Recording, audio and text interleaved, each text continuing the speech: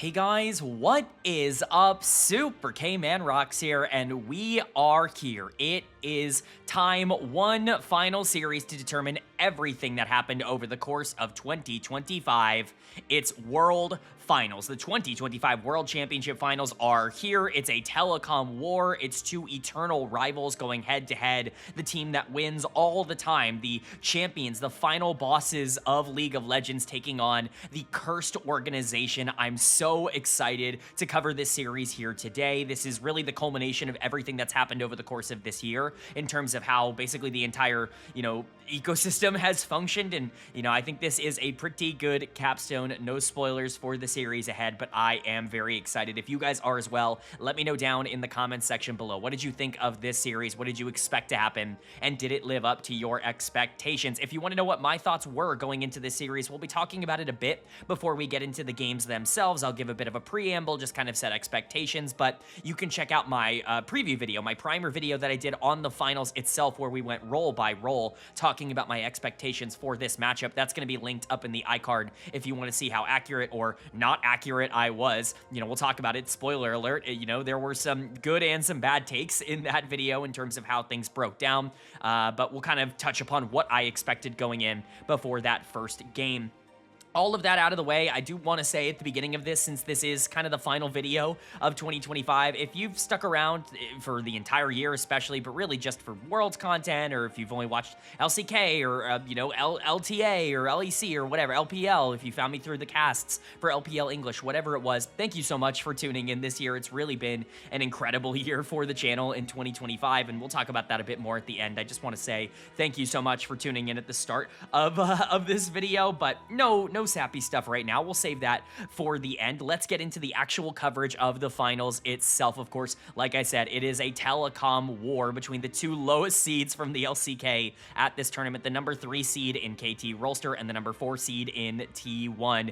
These two teams have had as long of a rivalry as you can possibly have in modern League of Legends, with how organizations have come and gone throughout their, structure in the LCK and every other region, just everywhere across the world. To have a rivalry that stretches over a decade like these two teams is so rare nowadays, and for them to meet in World Finals is just an incredible achievement. T1 going for the first ever three-peat in League of Legends history. They were never able to accomplish it in what a lot of people consider to be Faker's prime back in 2015, 2016. They lost in 2017 to Samsung Galaxy. They were not able to figure it out.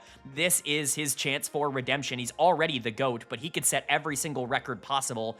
And I would say even more so than that, this version of T1 is playing to be considered, I think, the best roster of all time. I think you can talk about that 2015-2016 era of T1 as being like the peak of T1's dynasty. I think if they win this year, it's completely overthrown. This is the peak dynasty in League of Legends history, the era of 2022 to 2025. Like, that era of T1 will be considered the greatest era of any team in League of Legends history if they are able to pick up a win. Here today, on the other side of this matchup, the underdogs, the team that everyone counted out, me included, in KT Rolster. Nobody had the expectation that they were going to be able to show up to this tournament and perform the way that they did. I had them 9th in my World's Power Rankings coming into this. I genuinely thought they weren't even going to make quarterfinals. That was my big hot take, is, oh, I think KT are worse than people think they are, and I think every other LCK team is going to do really well except for them.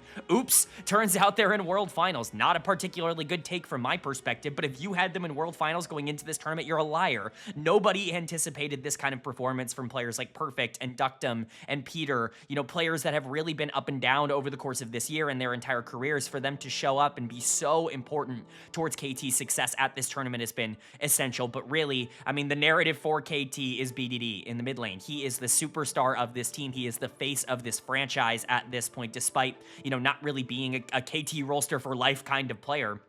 He has really become the embodiment of everything KT stands for, the little brother to Faker, the little brother to T1, in terms of how he has been represented. He's always had such great domestic success. He's been really, really competent over the past couple of years, dragging some bad KT Rolster teams to some good placements and to Worlds, but it's never really amounted to much until this year, where he absolutely has put the team on his back and gotten them to the farthest stage at any international tournament they have ever been to. This would be, and I'll continue to say this throughout the previous preview section, this would be the biggest upset in Worlds history if KT won. People can talk about 2022 DRX. People can talk about even 2012 Taipei Assassins. Like, whatever you want to put out there is the greatest upset in Worlds Finals history. I really think in comparison to the competition that they're playing against and with the year that they ended up having, KT Rolster are without a doubt the most unlikely Worlds Finals team that we've had in modern memory. And I don't think a lot of people are looking at it that way. I was pretty vocal in the preview video. I see this team, at least narratively, a lot closer to 2023 Weibo than I do 2022 DRX. And maybe that's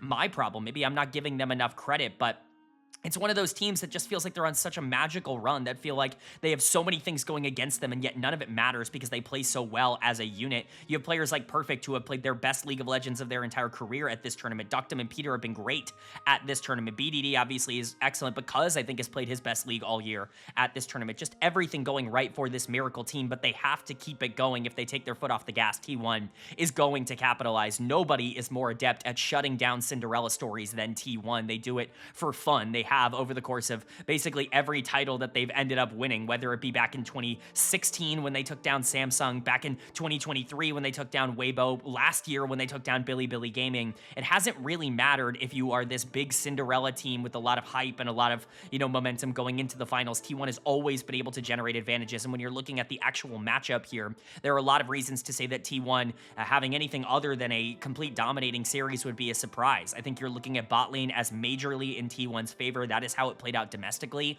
When these two teams played against each other, Gumayusi and Keria were just simply much better than Ductum and Peter domestically. Now, that being said, I think both of KT's bot lane players have been very good, specifically into high-level, players at this tournament. They were excellent into Ruler and Duro against Genji in the semifinals, and I think that is a really big boon in their favor to say that they might be able to go up against T1. But as I said in my preview video, I'm predicting a Gumayusi Finals MVP because I really do think this matchup favors him really immensely. I think this team has played around him throughout a lot of this year in ways that he's not necessarily gotten credit for, and I think Keria is going to have a massive series. So we'll see how that plays out in the bot lane. I think if KT Rolster want a chance to be able to neutralize a lot of that mechanical advantage that T1 is naturally going to have, it's going to have to be through mid-jungle. That is the part of the map that has to win for KT Rolster to have any chance. Perfect is going to be fine on the top side, but generally I'm expecting top lane to be inconsequential towards how this series plays out as a whole, and I'm expecting T1 to just win bot lane. If KT can get pressure through the middle of the map, if Cuz can get enabled by Peter roaming a lot, or BDD just having more pressure and winning the mid lane matchup, which is something he's done consistently over the course of this entire tournament,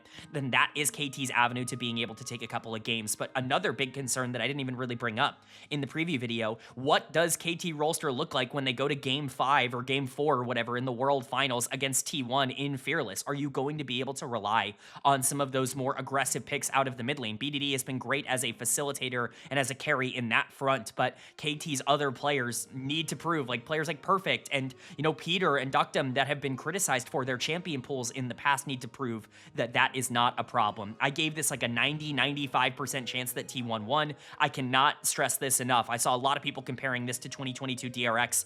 I think if KT Rolster win this, it is a significantly bigger upset. My prediction in this series was a quick 3-0. That is genuinely what I expected coming out of this. We'll see if KT can prove me wrong, but the only way to know is to go game by game, and that means starting with game number 1. So let's get into it. The winner of game number 1 was T1. They are going to take game number 1. They're going to go up in this series 1-0.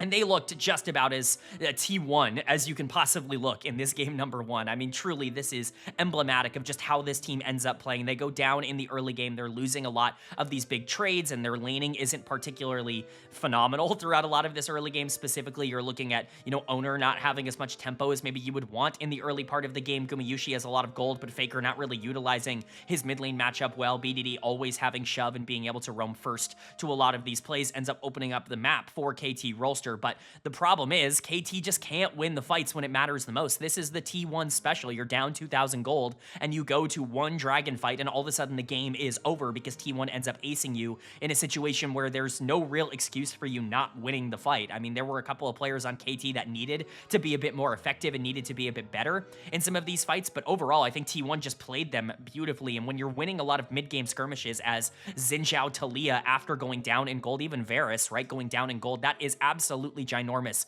for your mental moving into the rest of this series. So Let's go ahead and talk about how we ended up getting there. Player of the game was really tough here for game number 1 because 2 players I think were absolutely tremendous. Whoever you wanted to give player of the game to is up to you. Doran was hitting ult after ult after ult on Mbessa. Just big moment after big moment. This is truly a big series for him and for his legacy. I said at the beginning of the year in my off-season grades video that Doran going to T1 was kind of a lose-lose scenario for him because if they win Worlds, then, oh, Faker's so good he could even carry Doran to Worlds, and if they lose Worlds, then Doran's the problem. But if he's going to show up and really pop off and be like a contender for finals MVP like he was here in game number 1, that's going to change the narrative quite a bit on Doran as a player. So massive, massive game 1 from him. Obviously, a lot of setup coming in from Owner to be able to enable that, but Doran, I think, really was exceptional on the Mbessa, but I am leaning towards the support position for player of the game here. I am going for Keria. This Poppy was just unplayable against. Like, I've been saying all year long, this champion is like nigh unbeatable if you pick the wrong things into it. This isn't even a particularly good Poppy angle in terms of the champions that we're seeing on the other side, but this champ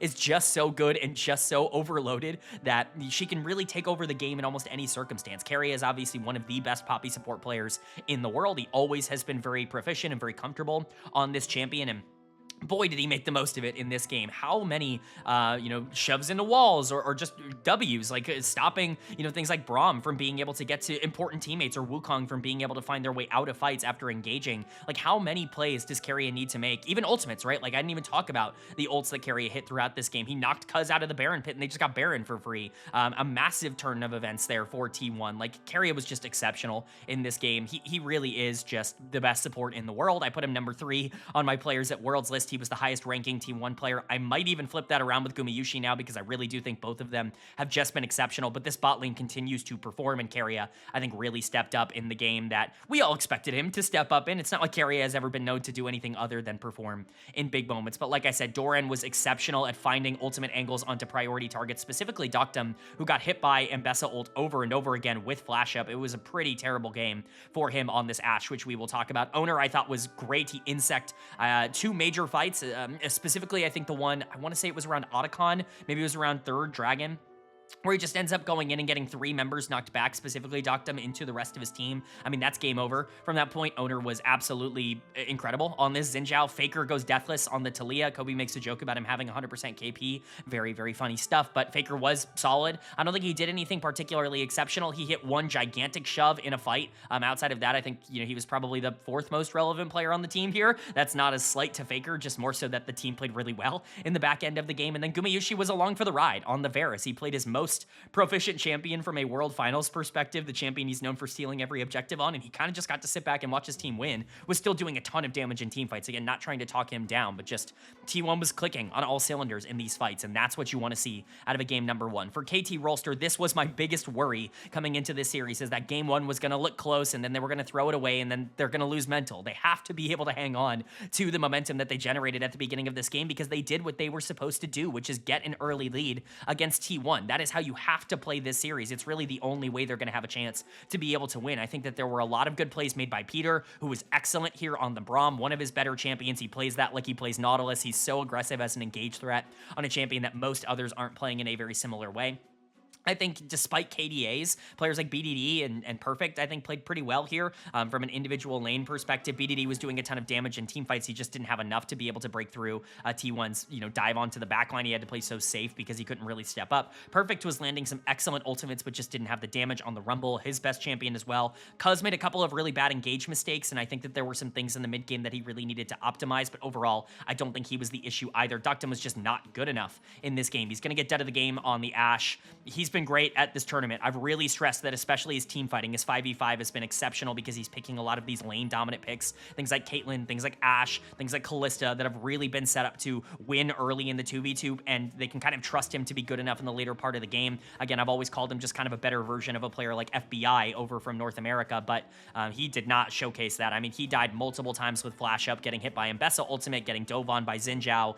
Really just an undisciplined game that really cost KT from their AD carry. carry, and he's going to have to be better moving forward in this series if they want as good of a chance of being able to beat T1. But this was a very good opportunity for them to go up 1-0 in this series, and they just weren't able to capitalize on it. They lose the fight that matters the most, and T1 is able to ride that out to a victory. Can KT's mental recover? Because that really is the question for me coming out of game number 1. I am concerned that this is exactly what I predicted, KT putting up a good fight, and T1 just having a little bit more of that finals experience, you know, that it factor that you can't really quantify, where they're just able to make the big plays in the big moments that other teams are not able to. Can KT turn this around and even up the series that they really need to even up, or is T1 going to take that dominant 2-0 series lead? Well, the winner of game number 2 was KT Rolster. They are going to take game number 2. They're going to even up the series here at 1 apiece.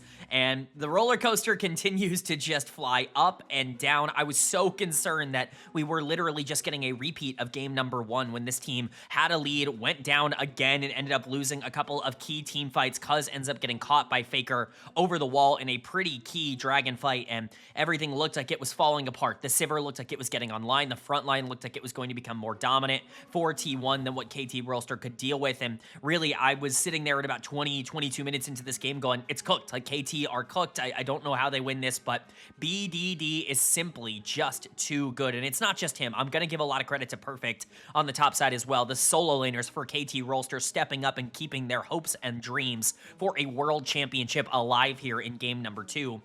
What a performance from those two members. I don't want to take anything away from Cuz and Peter because I think they were fine. Cuz had a couple of really nice moments, did almost throw the entire game away by getting caught out by the Sylas, but again, you know, I can overlook that. It was really his only negative play of the entire game. His early game was once again phenomenal, as Cuz is known to do. This guy really is an early game master. We've always talked about that, but once again, the AD carry, Duckdom for KT Rolster, just not really doing the things he needs to do to try and win the game on his signature pick this time in Ezreal. We'll talk about him a bit more, but boy howdy, were these solo laners pretty darn good. BDD for me is the one who's going to get player of the game, although I really heavily considered Perfect. I think both of them have very much earned it for this performance, but the damage and just the sheer amount of range that Mel can output here in the mid lane is what gets BDD this award. He kept them in so many different team fights throughout this game. And honestly, like, I'm not going to sugarcoat it. The mid gap is what won KT Rolster this game. Faker was terrible, which we will talk about a bit further. Very uncharacteristic Faker Worlds Finals performance. He was just bad in this game, really without any sort of redeeming qualities. He found one good pick, and outside of that, made a couple of really bad mechanical plays and just misstepped throughout a lot of this game. But BDD just completely outplayed him in and out of lane in the team fights as well. He had that big range advantage like I talked about. And boy, was this Mel just outputting as much damage as humanly possible. Really just a classic BDD carry performance. Faker has been the only player really playing Mel consistently over the course of this tournament. KT feel comfortable taking it away, and this game makes me think that people should have been playing this champion a lot more. We know that Mel is very strong. We know that she can carry a lot of games, but boy, you get her on a really good player in BDD, and you get her a lot of setup in these team fights, and all of a sudden, things become really difficult to deal with for the enemy team. Again, the range advantage is probably the biggest plus here for the Mel, but overall, like, just his positioning, his ability to output maximum amounts of damage, and again, the execute is just so massive for being able to pick up targets like Sion or like Jarvan that are able to utilize Lulu to get away with like low health or just be a little bit more greedy with some of those engages. Mel doesn't really allow that to be as possible, which in turn makes your engage a lot less consistent, which I think really ended up hurting T1. So credit to BDD. I want to give him all the credit in the world. His positioning, his maximizing of damage, even the times where he did step up and end up dying in team fights, like it was always worth it. He was always maximizing what he needed to do and finding priority targets to be able to play front to back. BDD was excellent. He's been the hero and the carry of this team, and he's absolutely keeping their season alive right now. But Perfect was also incredible. You want to talk about like a legacy defining tournament. Perfect is absolutely having that right now in the top lane. I know I've always been a big fan of his. I know I've kind of gone to bat for him. I talked about him in the Challengers League as somebody that was better than Thanatos, better than, you know, Shiwu or whatever, you know, Rooster, whatever other top laner was really dominating at the time, Harangi, whatever other top laner in the Challengers League you wanted to throw. I thought Perfect was the best Challengers League top lane prospect, you know, back a couple of years ago. And, you know, it took him a while to figure things out, but he's genuinely having that like career defining tournament at Worlds right now. And he is stepping up when they need him. He won the final fight fight here on the Rek'Sai. And throughout the entire game, he was constantly finding good ways to be able to interrupt what Sivir wanted to do on the backline. This was really just a spectacular performance from Perfect. I'm not going to utilize his name to describe it because I think there are some things that could have been optimized a tad bit more. But overall, I mean, this was a solo lane masterclass coming in from KT Rolster, and they needed it to have any chance of winning this game. Cuz had some fantastic engages early. His early games just continue to be better than T1's. Like, he is really just outclassing them in the first 10 minutes of the game. The problem with Cuz, and this has been the case domestically when they played against T1 and basically everybody else in the LCK, is that he's not quite as efficient in the later part of the game as basically every other LCK jungler. He's great in the early game, not so great elsewhere. He's been much better, I would say, at this tournament. That still needs to be proven to be consistent, because that was not the case in game number 1, but you know, this is a good sign. Like, it's hard not to be like, okay, I'm starting to feel it when Cuz is playing the way that he has at this tournament up until this point. Peter, once again, had a really good game, a lot of nice Nico engages, actually had a huge E that ended up landing on both the Jarvan and the Sivir, or sorry, the Jarvan and the Lulu in the later part of the game after he hit ult onto Sion. That was like a game-winning kind of play. Not that the game wasn't already kind of over at that point, but that was like a really game-sealing kind of play from Peter. But Duckdom, once again, just not playing all that well. This guy really needs to start figuring things out. He was missing Ezreal ult on minion waves, which is never a good sign. It definitely looks like this guy is a bit nervous and not really playing up to his own standard. That being said, he did the most damage in the game by far. Maybe I'm just overthinking things, but it just kind of was something that I think he needed to play better in this game, and he didn't. I think he got pretty lucky that KT Rolster had some pretty good solo lane performances. But overall, they've tied up the series, and that's what they needed to do. They could not go down 0-2 to T1, and they avoided that disaster. As for T1 on the other side, yeah, I mean, Faker's dud of the game. Like, you could theoretically give it to Duckdom, but come on, the guy did the most damage in the entire game. I'm not really giving him dud of the game for that. Faker was bad. Like not just underwhelming, like he was genuinely a detriment to his team in this game. And honestly, his 2 Sylas games at this tournament have made me never want to see him play that champion ever again. I understand that he's got the skin and everything, but just like, oh my goodness, this was terrible. He looks uncomfortable playing this champion in this particular patch. It just looks really bad. His Sylas has not felt particularly comfortable, and he was bad in this game. He found one really huge play that almost got them back into the game by getting that pick onto Cuz right before Dragon, but just didn't end up turning into anything because BDD was simply too strong in that fight to ever end up actually winning it. The Mel was outputting too much damage, and Perfect, I thought, also did a pretty fantastic job. But outside of that, I mean, Faker was abused in this game, quite frankly. He was targeted in side lanes and was constantly giving free gold over to KT Rolster. He was looking for engages at the end of the game and completely screwing up combos. Like, I mean, he just looked uncomfortable on Sylas. There's not really much else to say. I'm not going to say it's a nerves thing. Typically in World Finals, you would say, oh, he looked nervous, but like, I don't think Faker's nervous. I think he just had a really bad Sylas game, and it's a really bad time for that to happen. He needed to be better here. Hopefully he can be for the rest of the series. I think Owner was also a little bit up and down, we'll just say, in this game in terms of the engages he could find. Jarvan versus Vi is always a really interesting matchup because I think both of these champions kind of want to do the exact same thing. They both are primary engagers, but they don't really get to do their job in the late game unless they win early, because they won't have the tank stats to be able to survive unless they're accelerated. And Cuz was the one who got all the gold in the early game, which made Owner's job a lot more difficult. Really, the game plan for T1 was to play for Gumayushi and just hope and pray that the Sivir could carry, and Guma tried his absolute hardest. Awesome game from Guma, and really a great game from Keria as well on the Lulu to try and enable it. It just didn't really end up mattering because there wasn't enough time to buy. Doran was tanky, but not tanky enough, and Owner's engages could never really find the mark. Faker was not the secondary carry they needed in this game, and they drop to 1-1 in the series. But it's 1-1. I mean, this is the comfort zone for T1. This already blows my prediction out of the water. KT have looked much better in the finals than I predicted already, no matter what happens from this point. But if they can get a 2-1 series lead, man, the entire narrative starts to shift. If they are one game away from winning the World Championships, that is insane in the telecom war. But you can never count T1 out. They're only tied up 1-1 in this series, and they are more than adept at being able to rebound and recoup after a negative performance. Are they going to be able to do that, or is KT going to get one game away? Well, the winner of game number 3 was KT Rolster. They are going to take game number 3. They're going to go up in this series 2-1.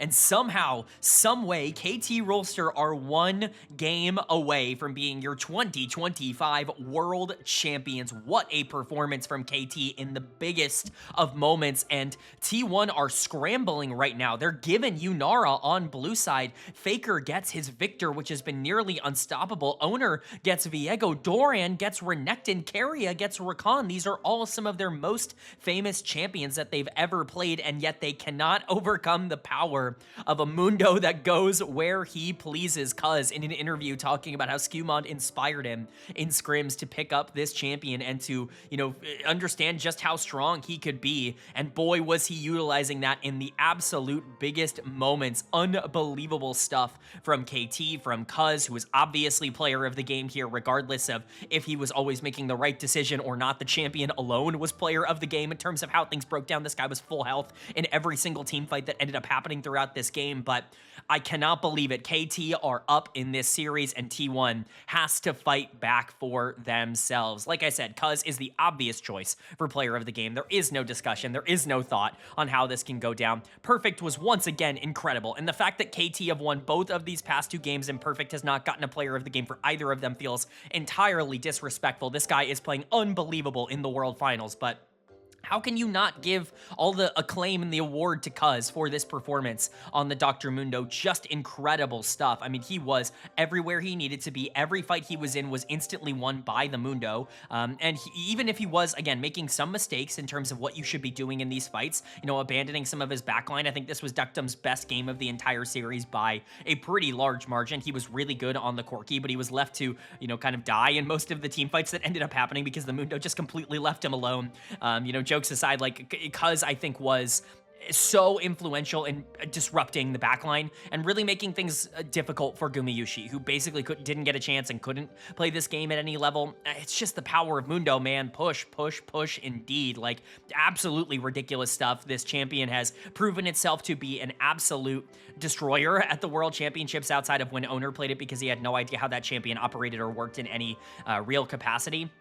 Cuz pressing R and actually getting to play the game, yeah, that made that champion look broken. I doubt we're going to see the same version of Mundo going into next year. I think this was as good of an example as possible of just the strength of what Dr. Mundo could be. I've been pretty, anti-Mundo in the sense that, I don't think he's unbelievably broken. I think he's beatable in pro play, especially if you're not a team that wants to stall the game out. But Cuz was clearly very competent and comfortable on the champion, and that is more than enough to get him across the finish line. But like I said, let's give some shout-outs to Perfect here, man. What a series this guy is having. They are 1 game away from being world champions, and right now Perfect is on pace to being my finals MVP. He really has been that good in this series up until this point. He's really not making any major mistakes, and he's capitalizing when T1 is making mistakes. His laning has been exceptional. He's just outclassed Doran in all 3 games early on, and I get this matchup is, it's Cassante, right?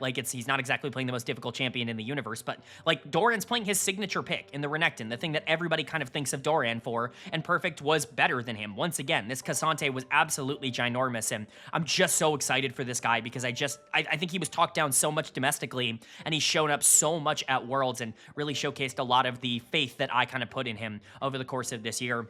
And you could say the same thing for Peter. I've always been a Peter defender. Again, I was throwing this guy on thumbnails in 2022 for Nongshim for the entirety of the LCK. I think my LCK offseason grades video was literally a thumbnail of Peter instead of any other LCK player, which is just really funny. He was a channel mascot for me for a bit of time, certainly a channel darling. To see this guy play so well in World Finals against T1 and to have him spotlighted so much before the series and all that stuff, it just brings a warmness to my heart that I can't really explain. I'm just so happy for him, and this Alistair was clutch in this game. Like I said, Duckdom definitely played his best game of the series so far in game number 3 on this Corki. He was doing an absolute boatload of damage throughout this.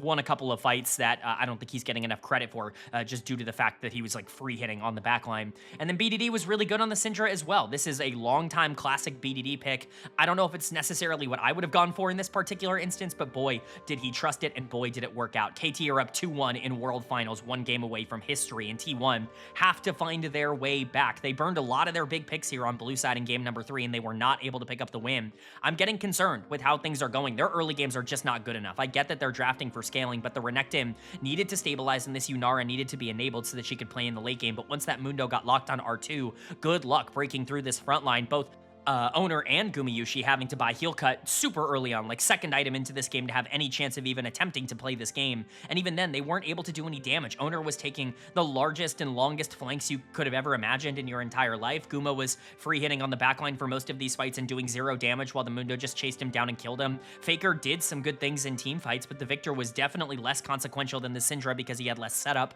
The scatter was just the most important ability coming out of the mid lane by far, even if Faker was fine in this game. But of the game has to go to Doran on the top side. This Renekton did not work out. Again, this is his signature champion. This is something that he's kind of known for. And this was his moment to kind of step up for T1, and he just was not able to do it. Hopefully, he's able to recover. But this was a game where he kind of got targeted a bit. In the early game, a lot of good pressure put on the top side by KT Rolster. And then in the mid to late game, he was looking for those flank angles. And while he found a pretty important one onto the Corki in the mid game, not Ductum's fault at all. Just a really great teleport play from Doran to be able to secure some stuff on the top side. He never really found any other consequential stun throughout the rest of this game. Another good one on a BDD in, what was it, like the top jungle fight that ended up kind of taking place where Cuz really ended up taking over on the Mundo, but what was this Renekton ever supposed to do in the later part of the game? He was basically just a ward throughout the back end, and Owner was bad as well. Like I said, Gumayusi wasn't doing enough damage. Like, Carrion never really found a great engage angle, but all of this just kind of culminates in T1 feeling like they don't really have the tempo, the pressure, or the momentum in this series right now. KT feel like they're controlling so much of what goes on the Rift, and that is what you need to do in order to win a series against T1. You need to control the tempo, and you need to control the pace, and they've done that so well up until this point, but now the question is, can they finish it off? They've gotten themselves as close as you can possibly get to a world championship without officially grasping it. You just need to win one more game. Are they going to do that in game 4, or is T1 going to show their resilience, be able to fight back, and push us to a Silver Scrapes game number 5 in World Finals? Well, the winner of game number 4 was T1. They are going to take game number 4. They're going to tie up this series at 2 apiece. And in the grand finals of the World Championships here in 2025, we are going to a Silver Scrapes game number 5. A telecom war going the distance. How can you not be poetic about what is going down here? T1 saw KT Rolster picking something a little bit weird in the Mundo and really taking over on it in game number 3, and they thought they'd do it for themselves with the Anivia mid here as the answer to Cassiopeia in game number 4. We were concerned about this going in. Not concerned, but like, we definitely thought this was going to be a counter pick to Cassio at this tournament. It was something that I was pretty vocal about in my pre-tournament coverage, and boy, did that really pay off for Faker in game number 4, who I think had a massive performance. But this was a team effort from T1. This was so many things going in their favor, so many smites, so many, close exchanges, a lot of bailouts coming in from Carria, a lot of small things that just ended up going in favor of the team that seems to be chosen by the gods that end up getting them to yet another game number 5 in World Finals. KT Rolster had this game. There really was a chance that, even 10 minutes in, this game could have been over if Cuz ends up landing the smite onto that dragon that Owner ends up flashing for. If you capitalize on the fact that Owner has to blow flash on Nocturne at level 1 a little bit more, like, there are so many small things here that could potentially just turn everything around. But at the end of the day, T1 was just a little bit too strong, and they just end up taking game 4. Boy, is it hard to talk about this. Player of the game, give it to one of 3 players. Maybe even 4, right? Like, basically anybody other than Doran should probably get player of the game here for game number 4. Owner ends up landing smite after smite after smite, and I get it. It's not a 50-50. Everybody's calling it a 50-50. It's not a 50-50 because you have Callista, right? Like, these objectives are much easier for T1 to secure. Even if you don't actually have Callista pressure on the objective, just the idea of having Callista pressure makes it more difficult for KT to feel comfortable going for a lot of these smite fights, and that's why T1 ended up opting in for so many of them throughout a lot of the game. They don't really have as much zone control as you would want in, big areas. Like, Anivia obviously helps once you get into the Dragon Pit, but being able to enter those scenarios is difficult, which is why you do need to flip a lot of these scenarios, and Owner just ended up being better at smiting than Cuz, and that really could be the difference in this series. If you wanted to give Owner player of the game for that, I certainly have no problems. Gumayusi and Carria were monstrous, and honestly, I really want to give Guma player of the game for this one. I'm not doing it. Obviously, you can see that up on your screen already, but boy, do I really want to give Guma player of the game for game 4, because he was massive on the Callista, not just in the late game team fights where he's obviously able to be the big damage threat. He gets the quadra kill at the end of the game. Once again, we have another Penta stolen, and World Finals would have been incredible if Guma got the Penta. He would have gotten player of the game, by the way. That really was the difference, unfortunately, for him, but they dominated the 2v2. This Caitlyn was useless, and I get that Ductum has been a really good Caitlyn team fighter throughout this tournament. It's kind of been his thing, is that he's really not been that great in lane on Caitlyn, but he's been very good in the 5v5s. But Guma was just better in every single section of the game. The AD carry gap so far in this series has been very much in favor of T1. That has been the biggest thing that I think they have as their advantage so far. And Carria was obviously great on the Renata as well, but you kind of have to give player of the game to Faker on this Anivia, right? Like, he controlled space so perfectly. He was constantly setting things up to make sure that it was as difficult as possible for KT to enter any area. And this is why this is such a counter to Cassiopeia. She has to step up and play aggressive to have any chance to be able to turn this game around, and Faker was almost always capable of punishing that Cassio. Now, Faker wasn't great in the early game as one death ended up being early in laning phase, getting caught out and just being over-aggressive. A really nice play coming in from Cousin BDD to capitalize on him. Again, KT with another pretty solid early game in terms of their rotations and how they want to play out their lane assignments, but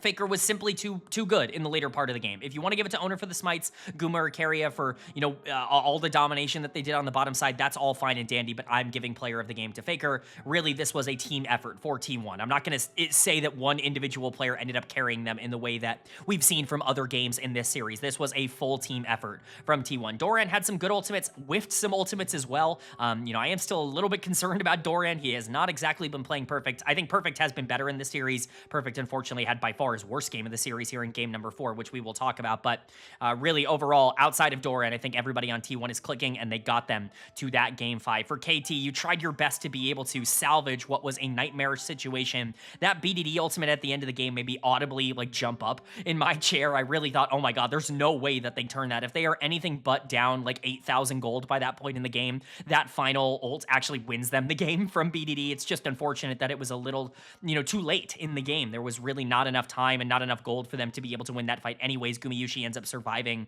through the Cassio ult and just is able to take over and get that quadra kill at the end. But BDD, not really to blame here. I will say, I think people are going to give him a few too many excuses for 2 very pivotal team fights. I think specifically that Soul fight was really bad from him. He ended up trying to look for a flank and just could not find it. He was really not in the fight. He did basically no damage in that exchange, and it basically lost them the game. Outside of that, though, he was really excellent. Really no complaints. He played every fight like he needed to. He just probably needed to be a bit more stable, play a little bit more regular front to back rather than trying to play hero ball. I understand why he would feel the need to do so. Dud of the game is kind of up for debate. It's either perfect or it's Peter. I think Peter made some egregious errors in this game on Tahm Kench. There were some big disconnects, and so I'm giving it to Peter on the TK. He did not feel particularly comfortable on this champion. In fact, he looked very uncomfortable with the way that he played. Not only did he overchase on a bot side play that was only positive for KT to give over a free kill and basically neutralize the gold, which was a massive error for KT, but also a pivotal fight where Doctum is basically locked up and can't play the game at all on Caitlyn. He flashes in to attempt to try and eat the Caitlyn to keep her safe as Doctum flashes over the wall and just instantly dies because T1 flash follows. It's just a disconnect, right? The TK was clearly not something they felt comfortable playing around, and it really ended up costing them. I don't think Peter was good enough in this game, both due to his own problems and to KT playing around the champion that he selected for himself. Perfect, also really struggling on this Mordekaiser. I'm really not a fan of this champion. I think he's been really overplayed at this tournament. I think it's been bait basically every time it's been picked. Shout out Whippo. And I think Perfect kind of proved that here. This champ just does not do enough to justify, his pick on the top side. I think that there are champions that are still available in Fearless that would have given you more of an impact here, and you just didn't get any of them. Perfect's champion pool really starting to get called into question as we go further and further throughout this series, but how can you not be excited? How can you not be poetic? Whatever happens here, we are going to game number 5 in a telecom war in the World Finals here in 2025. This tournament has not exactly lived up to expectations, I think, for a lot of people with the lack of games played, but boy, is this a climactic finish and a worthy end to 2025. One final game to determine who will be walking out as your 2025 World Champion. Will it be the three-peat, or will the underdog Cinderella story be completed? Well, the winner of game number 5 was T1. They are going to take game number 5. They are going to take this series 3-2, and your 2025 World Champions and first ever 3-peaters are T1. 2023, 2024, and 2025. The three-peat is completed. This era of T1 is solidified as the greatest era of any team in League of Legends history, and they get the job done. Down 2-1 in this series after game number 3, they rally themselves. They continue to stay resilient, and they come out on top with a win in game number 5. It is heartbreaking for KT. They had it in the palm of their hands, and they just couldn't quite make it work. It's a smolder comp in game number 5. They put all of their eggs in the BDD basket, and I can't say I blame them, but it's just not enough. They just barely don't have the firepower to be able to overcome T1. And for the first time, all series long, T1 is able to utilize what is a very good early game and what is a lot of tempo on the map to be able to just run and control a lot of what happens. The scaling didn't work for KT, and T1 made them, unfortunately, suffer for it. There's really not much else to say in that regard. Again, I cannot overstate how incredible it is for KT to have gotten to a Game 5 in World Finals against T1 with the year that they had. I want to remind people, this team had a 35% win rate in the summer split domestically. Like, I understand they were only playing against really good teams, but almost every single one of their wins was against Nongshim. They did not beat other teams regularly. Like, they would pick up game wins here or there, but this was not a team that even looked like they were close to being a World Finals caliber team domestically. To make it to Game 5 of World Finals, it just goes to show the development and the perseverance that this team ended up having. But T1 is inevitable. This organization, this roster, this collection of players, it is inevitable. They are the greatest to ever do it, and they proved it again here. Player of the game and my finals MVP, maybe controversially, is going to Owner in the jungle. I really didn't have to think about this one all that much. Gumayushi ends up getting it officially. Like, he is your official finals MVP. He will be the one getting the prestige skin. And I hate to go against that because I called my shot in the preview video saying that Guma was going to get finals MVP, and I was right. And honestly, I feel pretty good about that. But watching the series, man, Owner deserved finals MVP. I really do think he was the best player on the Rift for T1 in this series. Were there mistakes? Yes. But was he the player that stepped up the most in the biggest moments in games 4 and 5? He landed every single 50-50 in game 4, and the Nocturne was actually massive in that game in terms of disrupting a lot of the backline. And this Pantheon ran game number 5. Guma's going to get a lot of credit. Those bullet times were huge, and Guma was excellent in this series. He definitely deserved to be in consideration. He would have been my second choice for player of the series for finals MVP, but Owner was the guy on the Pantheon to really create everything. To me, Owner deserved this finals MVP, and that's what I'm going to, announce on my channel. He was awesome today when it mattered the most, and Pantheon's a pick that a lot of people have talked down, me included. I've been very anti-Pantheon at this tournament. I expected him to play it in game number 5, especially when Galio was also left up. This felt like the obvious R1, R2. Not really a lot of easy ways to take advantage of this late on in these drafts with things like Yone banned out, and, obviously the triple ban going over to BDD here, as it has been throughout a majority of this series, but Owner's tempo and his pressure is what really created the advantage that T1 had. It's his early game. I mean, because for all of the things we've talked about, picks a scaler, picks Sejuani in a do or die game number 5, doesn't have that early game tempo, and Owner is able to get every objective, run the map. Like, I get it. KT did the right thing. They played slow. They tried to make as little mistakes as possible in game 5 to allow that smolder to scale, and at times it looked like it was going to work. BDD was so strong and was picking up kills. He got some massive shutdowns onto Doran and onto Owner early on in this game, but it just didn't matter. The tempo, the pressure, the objective control, all of it was too good, and T1 ends up benefiting the most from it. Owner was exceptional, and for my money, I think it was pretty clear that he was my finals MVP. But again, I don't want to take anything away from Gumayushi. I called it on the preview that he was going to get finals MVP. I called my shot, and I was on the money in terms of how that ended up panning out. I really thought he was going to be a big deal in this series. He picks up the quadra kill on Callista. He absolutely decimates KT Rolster on this misfortune in game 4 or in game 5 here. He was the damage threat. When you're talking about how this game broke down, those bullet times were the best that we've seen from basically anybody all year long. This was as perfect of a misfortune game as you could ask for. It's just how much of that do you want to put on Guma and how much of that do you want to put on Owner and Keria for setting that up so efficiently, even Faker at times for setting that up so efficiently. I think that's up to you, but Guma continues to be excellent. I hope, this finals MVP finally gives him the credit he deserves. I think he was the best player on T1 over the back end of the year, and I'm glad that, he's at least getting an award to kind of showcase that he's been acknowledged for being that for the team. Keria is not getting nearly enough credit for how good he was in game 5 here on the Leona. This has been a very quiet staple pick of Keria over the course of his career. He doesn't get the credit that he does for the Leona as he does with like Bard or, Nico or Rakan or these other playmakers, but the Leona has been right up there in terms of champions that you see Keria on it and he's going to be able to pop off and take over the game.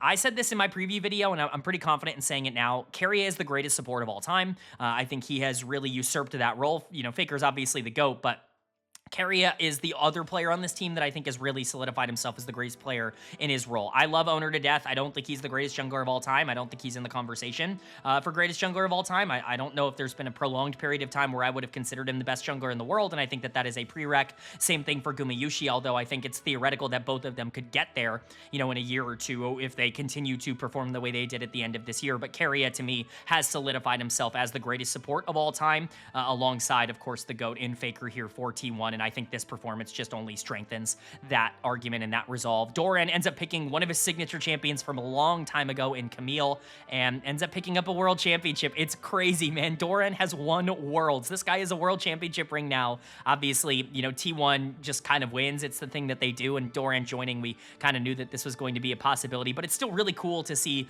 somebody who has been talked down and kind of counted out so much in his career despite his domestic success actually get the credit he deserves. And I think he was really important in this game. They played towards Doran in game number 5 of World Finals. That's the kind of confidence that this team had in his Camille, and he paid it out. Now, a couple of silly plays, a couple of random deaths down the stretch, overvaluing maybe how long he could survive in some of these fights against his Smolder. All of that aside, he was so important. And for Doran to be a world champion now, I'm just so excited for him. I'm excited for him to be the first ever player in League of Legends history to win a World Finals against his former organization. Of course, playing for KT, many, many years ago. It's just crazy. Like, it's so cool to see that. And this T1 team, I think, has solidified themselves as the GOATs, right? Like, you can argue which version of the T1 roster is better. Like, they had a better regular season this year than they did at any point in 2023 or 2024. But that team, you could definitely argue that Zeus is a better player than Doran. Whatever you want to say, this core, this era of T1 is the greatest in League of Legends history. And they cemented that here today. For KT Rolster, it's heartbreaking. It really is tragic. But this is still, like, the best case of best case scenarios. Like, World Finals would have been an incredible, like, being world champions would have been an incredible accomplishment, and it would have been something that nobody could have ever anticipated. It would have been the greatest upset in World's Finals history, but getting to Game 5 is already such an accomplishment, and I don't want these players to be put down by the fact that they weren't able to win this series. The fact that they put up a fight, that they were up 2-1 in this series, that they were competent and competitive, and that they got here in the first place, that is what we should be celebrating from KT Rolster. Perfect is done of the game, but I'm not here to sit here and shit talk KT Rolster. I don't want to do that. This is World Finals. Perfect was exceptionally good in their wins in this series. Game 1, Game 2, Game 3, he was awesome. To sit here and say that Perfect was the problem would be an absolute travesty and really a revisionist history way to look at it. Was he targeted on the Yorick here in Game 5? Yes, and he wasn't particularly effective. He was basically useless throughout the entire game, but I don't care, man. I'm going to remember the Rek'Sai. Like, I'm going to remember the Cassante. Those are the games I'm going to remember from Perfect in the World Finals, not this Yorick in game number 5. You want to talk about a carry performance? BDD tried his best to 1v9, and KT put everything in the BDD basket, but what I think they lost in this idea of we need to make sure BDD is as strong and can carry as much as possible is that what KT does best is not play through BDD, but let BDD enable and raise every ship around him. And I think that they lost that idea, and the early game ended up faltering forward, and they just could never really recover. He tried his best to carry, but the rest of the team was not in a spot. Cuz playing Sejuani and not having that early tempo, I think, was a mistake. There aren't a lot of champions that are going to be able to go up against this Pantheon and be as consistent, but it just kind of is what it is, right? When you play a lot of a much slower style, this KT team is going to feel a little bit more out of their depth. And that was the concern, right? When we talk about Fearless, when we talk about 5 games in World Finals, can they go the distance? Unfortunately, it didn't feel like their strategy worked out. I will say Duckdom was okay in this game, had a couple of big moments, big satchels that really did impact the game. A really nice laning phase from him. Peter, I think, showed so many good things in World Finals, but it just wasn't meant to be. Hopefully these players get another chance. I am a little bit worried that this might be the only shot that any of these 5 players ever get at winning Worlds, but you never know. You never want to count anybody out. They were the miracle team this year, but maybe next year they're not the miracle team. Maybe they're the favorites. Maybe they're going in as the team that had figured things out and run back all 5 and been able to get back to their mountaintop. You never really know in LoL Esports what is going to happen. Whatever the case, the fact that these players, this group, this collection was the first ever iteration of KT Rolster to ever get to World Finals, and they were 1 game away from winning it, it has to be considered a massive accomplishment. But again, congratulations to T1. They have earned the title of the greatest of all time, and they will carry that with them forever. All right, but that is going to do it for my Worlds 2025 Finals overview and analysis video. And that's going to do it for my coverage here in 2025. Man, it has been a crazy year. Congratulations again to T1, the first ever team to three-peat a world championship back to back to back. They are the greatest to ever do it. There is no debate. Not only has this organization been untouchable in terms of worlds, appearances, but I'm going to argue that this was the one year in the last three where they actually earned it, where they actually were a team throughout the year that felt like they could win the world championships. 2023, 2024, those kind of felt like, okay, I guess Worlds just doesn't matter, right? Like kind of years. And I still think the Worlds format is definitely like the worst of all the formats at showing who the best team in the world is. Not to take anything away from T1. I'm calling them the greatest of all time. T1 fans, don't get mad at me, but I still think Worlds is the worst tournament all year long to determine who actually the best team in the world is, but at the end of the day, T1 has figured something out at this tournament, and they just seem to be able to make it work over and over and over again, and for that, they are the greatest team in Worlds history, and it's not particularly close, and that's also going to wrap up 2025, and honestly, this is a weird year. This was an incredible year for the channel in general. If you've stuck around all year long, whether that's finding me through one of my individual region reviews or, casting for LPL English, like, it really does mean a lot to me, whether you found me through Worlds, right? Like any of that stuff, it really means a lot if you've even tuned in for a single second of this channel over the course of this year. You guys really do let me get to do the thing that I love regularly, and I'm so thankful for every single viewer and every single person that tunes in, leaves a comment, leaves a dislike, leaves a like, leaves whatever, right? Like everything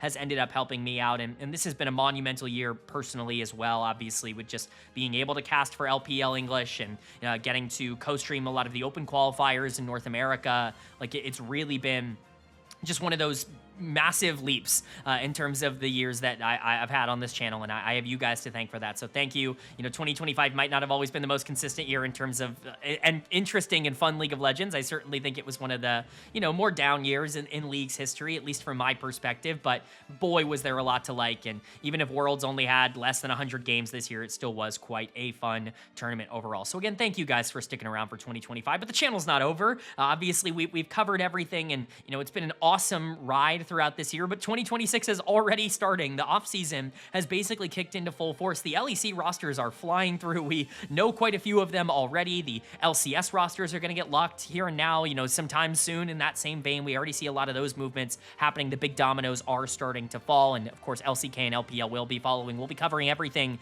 that you need to know about the offseason on this channel, as per usual, for all 4 of the regions that we cover, and I'm super excited to get into that, but definitely going to be taking at least a little bit of a break from content as I do after Worlds. I've basically posted every single day all year long. It's important to make sure that I can rebound and recoup going into 2026. But again, thank you guys for sticking around so much. I hope you guys enjoyed the coverage. And with all that being said, I hope you all are having a great day. I hope you continue to have a great day. And I will see you all